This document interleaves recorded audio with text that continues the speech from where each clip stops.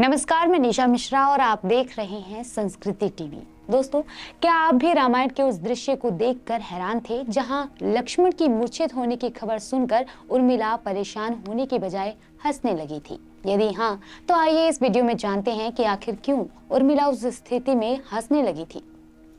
तो दोस्तों, इस हंसी का रहस्य जानने के लिए हमें रामायण के कई दृश्यों पर नजर डालनी पड़ेगी, जिनमें सबसे पहला दृश्य जो उनकी हंसी से जुड़ा हुआ है वो है लक्ष्मण का वनवास प्रस्थान, जहां लक्ष्मण भाई राम और माता सीता के साथ जाने का निर्णय कर चुके होते हैं। अपनी माताओं का आशीर्वाद लेकर लक्ष्मण निकलने को तैयार होते हैं, किंतु जाने से पूर्व एक बार अपनी पत्नी उर्मिला को बताकर जाना चाहते थे कि वो अपने भाई के कर्तव्य का निर्वहन करने जा रहे हैं। किंतु उनके मन में संकोच हो रहा था कि वो अपनी पत्नी उर्मिला को स्थिति किस प्रकार समझाएंगे।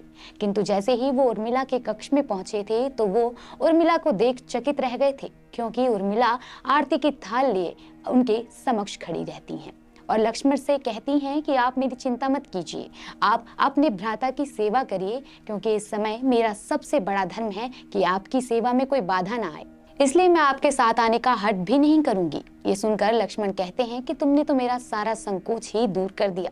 ये कहकर जब लक्ष्मण उर्मिला से विदा लेते हैं तो उर्मिला एक दीपक जलाती हैं और ये कामना करती हैं कि मेरे नाथ के सांसों को कभी बुझने मत देना। ये कहकर उर्मिला एक तपस्वी की भांति अपना जीवन व्यतीत करने लगती हैं। जहाँ एक और उर्मिला अपनी पत्नी धर्म का निर्वहन कर रही होती हैं, तो वहीं दूसरी ओर लक्ष्मण भी अपने भाई होने का कर्तव्य निभा रहे थे, जिसके लिए वो नींद की देवी से ये वरदान मांगते हैं कि उन्हें 14 वर्षों तक नींद न आए, जिससे वो दिन रात अपने भाई और भाभी की सेवा कर सकें। जिसके बाद नींद की देवी उन्हें ये वरदान देने के लिए तैयार हो जाती हैं, किंतु उन्होंने कहा कि आपके बदले आपके किसी करीबी को आपकी निद्रा ग्रहण करनी होगी, जिसे लक्ष्मण की पत्नी उर्मिला स्वीकार कर लेती हैं।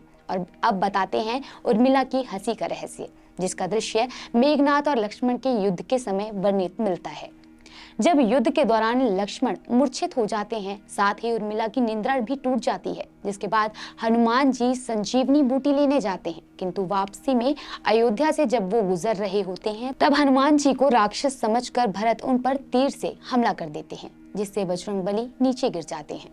तब बजरंगबली और भरत का मिलन होता है, जिसके बाद वो भरत को सारी व्यथा कह सुनाते हैं, जिसे सुनकर माता कौशल्या कहती हैं कि राम से कहना कि लक्ष्मण के बिना वो भी अयोध्या में पैर न रखें।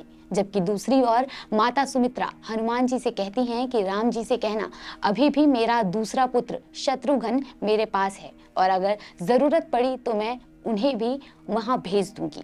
मैंने अपने दोनों बेटों को भगवान राम की सेवा के लिए ही जन्मा है। माताओं का ऐसा प्रेम देख हनुमान जी की आंखों में आंसू आ जाते हैं। किंतु सबके दुख को सुनने के बाद हनुमान जी देखते हैं कि उर्मिला ना कुछ कहती हैं और ना कुछ करती हैं। तब बजरंगबली उनसे पूछते हैं कि क्या आप अपने पति के लिए चिंतित नहीं हैं, जिस पर वो कहती हैं कि मैं भला चिंता क्यों करूं, मेरा दीपक अभी भी संकट में नहीं है, तो मेरे स्वामी कैसे संकट में आ सकते हैं।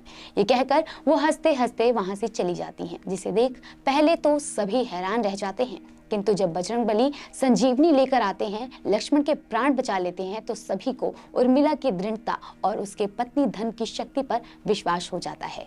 तो दोस्तों, उम्मीद है रामायण से जुड़ी ये जानकारी आपको पसंद आई होगी। वीडियो कैसी लगी हमें कमेंट में जरूर बताएं और ऐसी ही अन्य जानकारी के लिए देखते रहिए संस्कृति टीवी।